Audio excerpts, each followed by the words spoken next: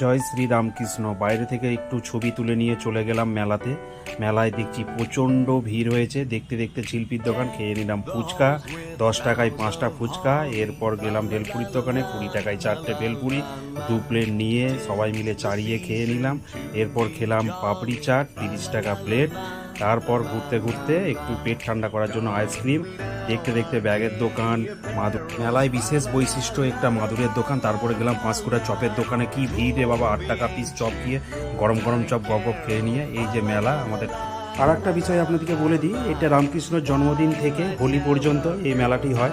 ফুলের দোকান দেখতে দেখতে, মকটেলের দোকান দেখতে দেখতে অ্যাডভেঞ্চার দেখার জন্য চলে গেলাম মেলার পিছনের দিকে।